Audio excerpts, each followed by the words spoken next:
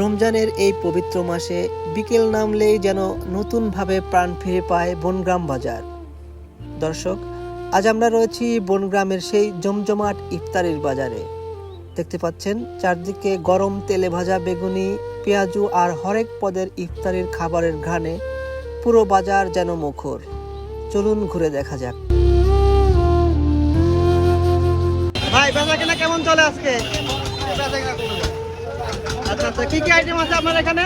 ছোলা, বুঝিয়ে, বড়া, পেঁয়াজি, সিঙ্গারা, জিলাপি, আলুর চপ, বেগুনি চপ। কোনটার দাম কিরকম? 5 টাকা পিস সবই। সবই 5 টাকা পিস? 30 টাকা সব। আচ্ছা আচ্ছা। আর বুঝি 20 টাকা সব, ছোলা 20 টাকা সব। জিলাপি 130। জিলাপি 130। প্রতি বছরই তো দোকান দেন, তাই না? প্রতি বছরের রোজার সময় তো দোকান দেন। কয়টা?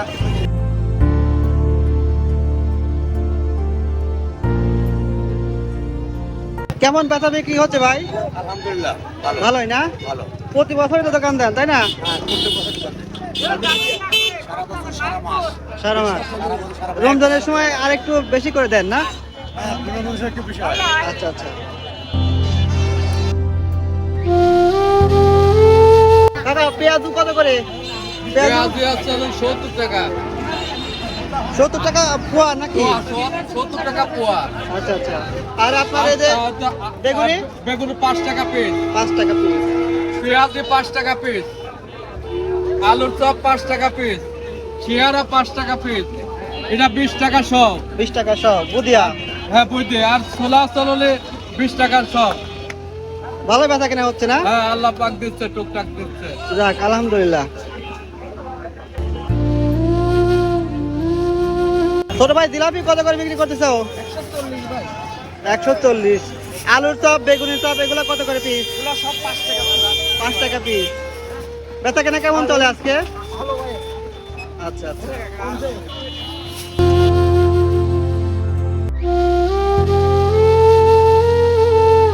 ভাই, কেমন বেচা কেনা চলে আজকে? এই তো আলহামদুলিল্লাহ ভালো। এগুলা কি ভাই? এর দাম কত এগুলার? 5 টাকা পিস। 5 টাকা পিস। আর আপনার বুধে কত করে সব বিক্রি করতেছেন? পোয়া 20 টাকা সব। 1 লক্ষ 50 টাকা। কত করে সব? 20 টাকা। হ্যাঁ 20 টাকা। ভাই, কত করে কেজি খেজুর? কোনটা? 500 টাকা কেজি। এটা এটা কত ভাই?